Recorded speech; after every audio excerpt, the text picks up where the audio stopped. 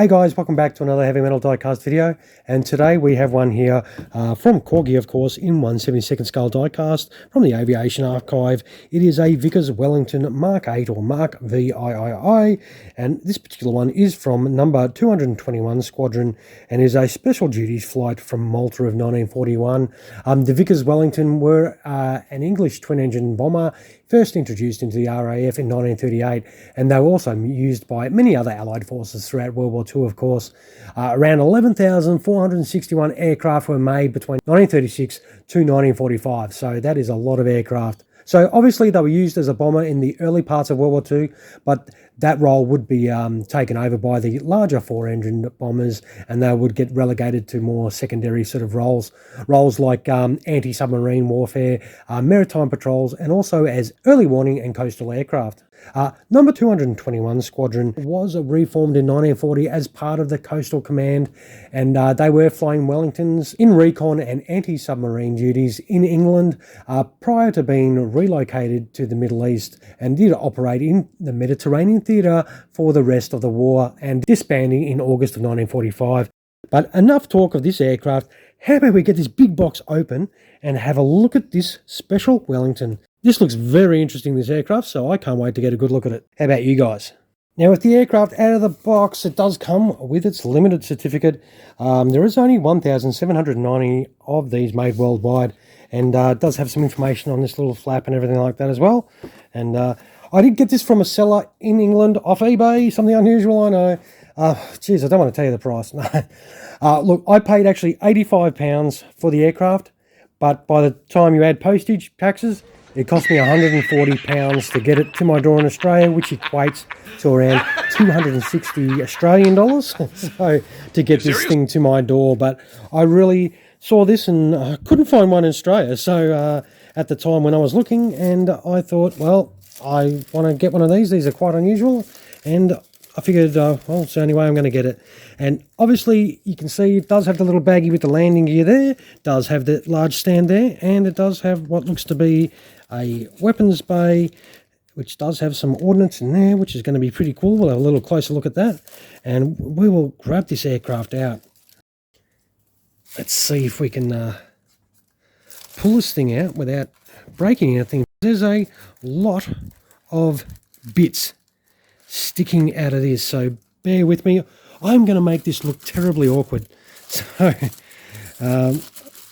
just bear with me. Sorry, we'll move this box out of the way, get rid of that squeaky foam box, of course, and there's a bit more of this stuff on there. Well, it's very well protected, so hopefully the flight to Australia, it will not be damaged at all. And wow, this thing looks absolutely fantastic. That is, check out that array. Wow, all those antennas and everything on, that is crazy good. That is fantastic. So it is in like a sea grey and green. It is quite large. I'll try and get some sort of panel line view. The actual paint looks pretty thick on this. It does look very nice. It is definitely well coated, as you can see. It's got some great details in there. You can see the pilot figures. This is a Corgi, so it will have pilot figures. It'll have a crew in here, which is great. Wow, look at that. That is awesome. We will try and have a real good look at that.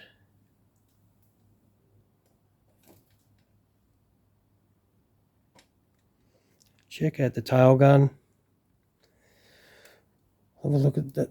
That might move. I don't want to sort of dare snap it or anything like that, but it probably does move. I really don't want to drop this. I've got to be really careful with all those fragile antennas there. That is nuts. I am glad I did not have to put any of that on. Look at that. That is pretty insane. I will try and spin this around and try and get a real good look without knocking the camera. It's got some great detail. It's got all the windows and all along the fuselage there. Obviously some nice engine detail there. The propeller does spin fine. They all do spin, which is really nice. It's got some great details in the nose. Special duties indeed. This is special, all right.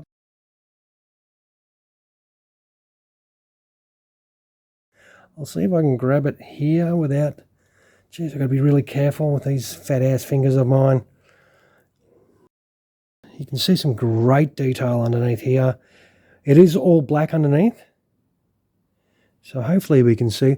There's like window and everything in there. That is great. Fantastic. Look at that detail. That is really nice. Obviously that's where the stand will go. There was some ordnance which I'm assuming will go in this section just here, which we can just sort of take out, I'm hoping. And of course the tail wheel will go in there.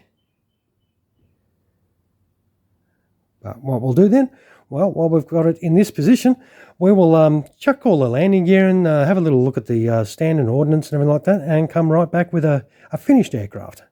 Okay, so obviously wheels up is just those three pieces.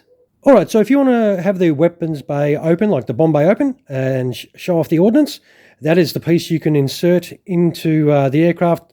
You just take out the other section, which is that piece right here.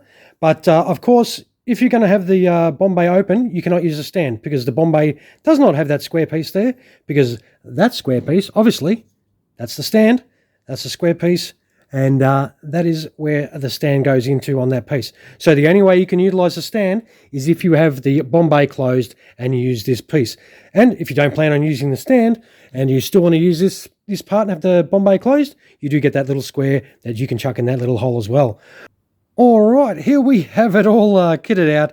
So it was a straightforward process. Of course, you just drop those little modules. The wheels do roll, so that is cool if you like rolling them around. They do have some great detail in there. So they're on a module you just drop straight in, both of those. And of course, the little tail wheel just drops straight in there. And of course, if you want that weapons bay open, like I wanted to show the aircraft with, you just drop that straight in there, and it does look fantastic. It does have some great detail. And that is pretty much, that's all you got to do.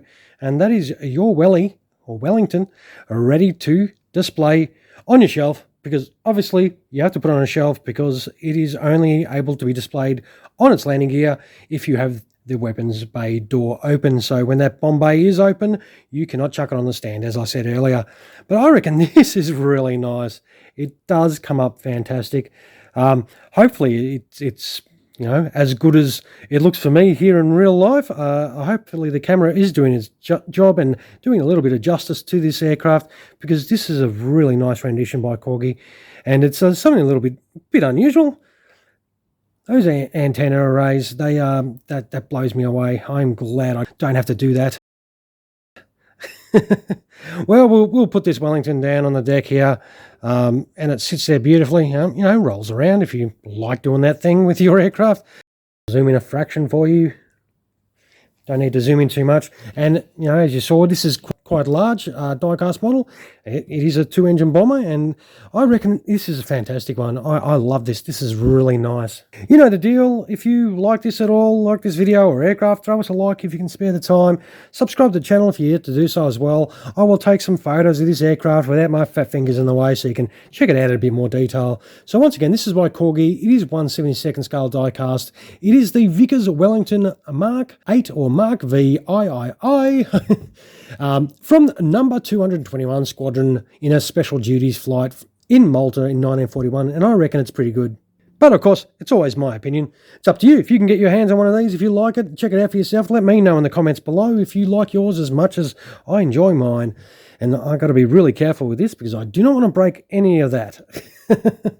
All right, guys, thank you so much again, as per usual, for spending your valuable time viewing one of my videos. I really hope you enjoyed this one. So once again, thank you very much for watching. You all have a fantastic rest of your day. Cheers, guys.